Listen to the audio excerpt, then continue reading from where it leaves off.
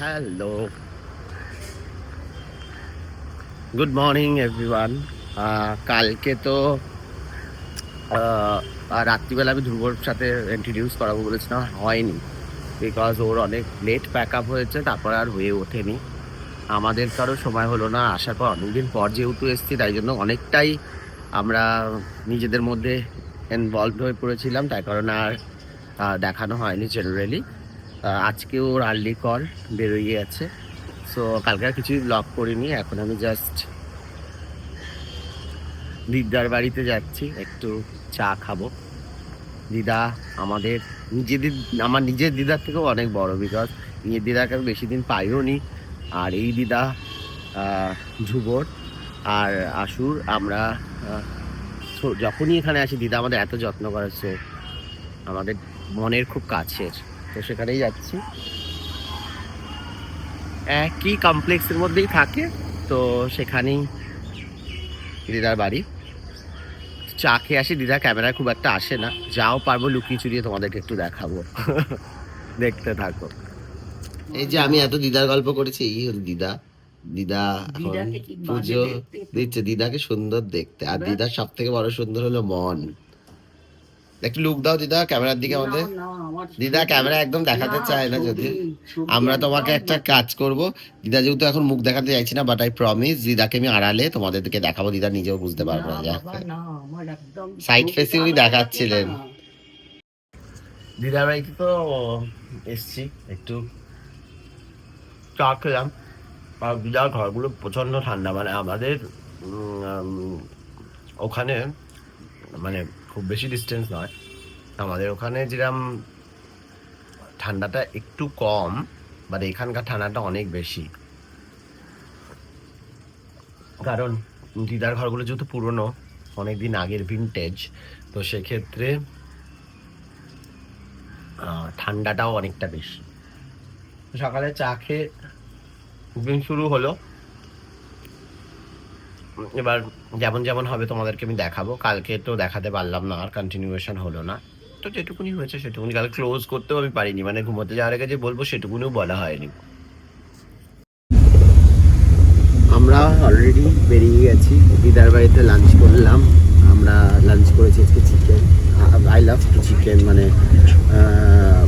চিকেনের কষা দিদা করেছিল, দিদা রান্নাও অ্যামেজিং। আর সুশান্ত আমার সঙ্গে আছে কন্টিনিউয়াস। তো আমরা এখন যাচ্ছি হলো রূপার বাড়িতে। রূপা হলো আমার রূপসের বিজনেস পার্টনার। তো রূপার বাড়িতে যাচ্ছি আজকে। রূপার বাড়িতে একটা হোম সার্ভিস হবে, মানে রূপার ভাইয়ের যেহেতু বিয়ে, তাই জন্য রূপার বাড়িতে আজকে রূপার মা ফোরহেডে বোটক্স করবে। তো আফটার অল শাশুড়ি হবেন উনি, তো একটু ঝকঝকে ব্যাপার না থাকলে হয়। তো সেক্ষেত্রে রূপার বাড়িতে যাবো সার্ভিস করাতে। আর রূপার সুন্দর বাড়িটাও আমরা তোমাদেরকে দেখাবো।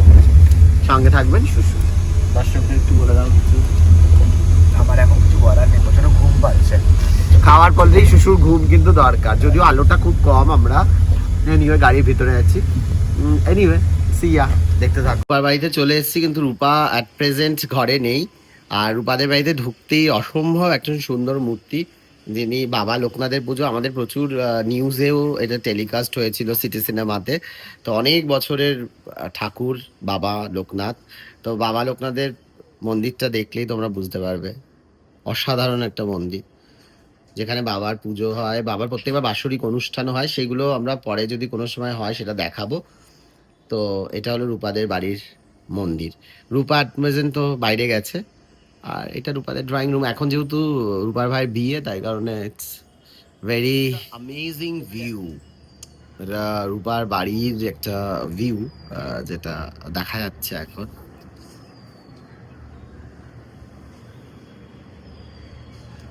শিয়ালদার কিছু হবে, মানে রেলের কিছু ব্যাপার, আই ডোন্ট নো এটা কি। এটা তো সরি, ইন্ডিয়ান পোস্ট। শীতের দুপুরে এই যে, বাই দ্য ওয়ে, এখান থেকে কিন্তু শিয়ালদা স্টেশন খুব কাছে। যেহেতু শিয়ালদা স্টেশন খুব কাছে, সেক্ষেত্রে ট্রেনের আওয়াজ শোনা যায়। আর এই ব্যালকনিতে দাঁড়িয়ে কিন্তু শীতকালটা খুব সুন্দর, এই রোদ উপভোগ করা যায়। গরমটা তো আমাদের কলকাতাতে ওটা বলার মতো নয়, মানে একদমই বেরেবল নয়, মানে একদমই নিজেকে রোদে বের করা সম্ভব নয়। তো এখানে দাঁড়িয়ে থাকলেও বেশ ভালো লাগে, কফি ফফি খাওয়া, রাত্রিবেলা একটা কোজি ব্যাপার আছে। তো সেক্ষেত্রে এই হচ্ছে। আর দূর থেকে না হাওড়া ব্রিজ দেখা যাচ্ছে, খুব সুন্দর ভিউ। আমি তোমাদেরকে ঘুরিয়ে ক্যামেরাটাকে দেখাচ্ছি, দাঁড়াও, যা গুলিয়ে গেল। এই যে আমি জানি না দেখা যাচ্ছে কিনা, এই দূরে কিন্তু হাওড়া ব্রিজ।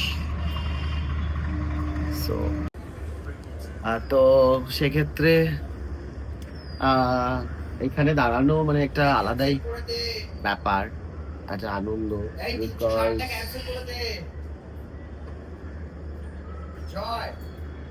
শীতের রোদ খুব ভালো লাগে না, মানে শীতকালে, কিন্তু গরমকালে এইসব রোদ একদমই টলারেবল নয়, মানে একদমই সহ্য করা যায় না।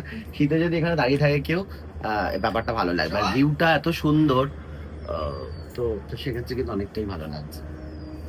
Welcome back to my channel aesthetician J. Good morning everyone, because আজকে আমরা আবার একটা নতুন ব্লগ নিয়ে এসেছি। বাট আজকের ব্লগটা একটু ইন্টারেস্টিং হবে এই কারণেই, কারণ আমি বলেছিলাম যে আমাদের গ্রাউন্ড ফ্লোরের একটা রেনোভেশনের কাজ হবে, তৈরি হচ্ছে। তো আজকে থেকে সেই কাজটা শুরু হলো। আর এই রুমটাতে তো অলমোস্ট আমার রেনোভেশন করাই আছে, দেখা যাচ্ছে যতটা, বুঝতে পারছো অতটা। এবার আমরা বাকি আরো রুম, একটা কিচেন, একটা রুম আছে, ওরও রেনোভেশন করছি। তো সেক্ষেত্রে আমি তোমাদের পুরো মানে শুরু থেকে কেমন আমি করছি, মানে রেনোভেশন বা মেক ওভারটা কেমন হবে, রুম মেক ওভারটা, সেটাকে পুরোটাই আমি সম্পূর্ণ ভিডিওতে রেকর্ড করব। এটা একটা ভ্লগ বানাবো, অ্যাজ ওয়েল অ্যাজ আমার ওটা একটা মেমোরিও থাকবে। কারণ কখনো যখন আমরা নিজে জিনিস করি নিজে থেকে, তখন একটা ভীষণ আনন্দ হয়। তো নিজের করা জিনিস বা নিজের কেনা জিনিস মানুষকে সাংঘাতিক লেভেলের একটা আনন্দ দেয়, বিকজ নিজে ওটা অর্জন করেছি তাই। তো সেক্ষেত্রে আমি যেটুকুনি আমাদের রুম আছে সেটুকুনি রুমের মেকওভারটা তোমাদের সঙ্গে পুরোটাই শেয়ার করব। তো দেখতে থাকো। আজকে থেকে শুরু হয়েছে হলো ফলস সিলিং এর কাজ। ফলস সিলিং হয়ে যাওয়ার পর তারপর আমাদের রুমের বাকি ডেকর্স গুলো তৈরি হবে, লাইক ধরো ওয়াল পেন্টিং, ওয়ালপেপার, তারপরে modular kitchen set up and all, পুরোটাই তোমাদের সঙ্গে আমি শেয়ার করবো। বাট পুরোটা এক এক দিন করে এক একটা ব্লগে আমি তোমাদেরকে শেয়ার করব। তো সঙ্গে থাকতে হবে। আর প্লিজ আমাকে একটু পারলে আমার চ্যানেলটাকে সেডিশিয়ান জেকে তোমরা সাবস্ক্রাইব করে দাও। আর সাবস্ক্রাইব করলে আমার ভালো লাগবে, বিকজ কোনো কিছু করলে সবার যদি মোটিভেশন থাকে, সেখানে সেই কাজের ইচ্ছার মাত্রাটা অনেকটা বেড়ে যায়। তো সঙ্গে থাকো আর দেখতে থাকো। তো ঘরের কাজ এখানেই এন্ড হয়েছে। এরম ধরনের ওরা একটা এইটা করে দিয়েছে, এটাকে আমি জানি না কি বলে, একটা বেসিক একটা ডায়াগ্রাম ওরা করে গেছে। এবার এর উপরে কালকে ইলেকট্রিকের কাজ হবে। ইলেকট্রিকের কাজ হওয়ার পর তারপর মানে ইলেকট্রিকের তারগুলো, ওয়্যারস গুলো যেখানে সেখানে দরকার, বা সুইচ বোর্ড যেগুলো আছে সেগুলোকে চেঞ্জ করে যেখানে যেখানে দরকার সেইগুলো লাগাবে। তারপর গিয়ে হবে হলো আমার ফলস সিলিং। তো ওখানে কিছু বোর্ডস ওরা আছে, যেগুলোকে কি বোর্ড বলে আমি জানি না, জিপসাম বোর্ড বা POP, something like that, I don't know exactly the name. So ওটা লাগানো হবে, বাকিগুলো লাগানো হবে।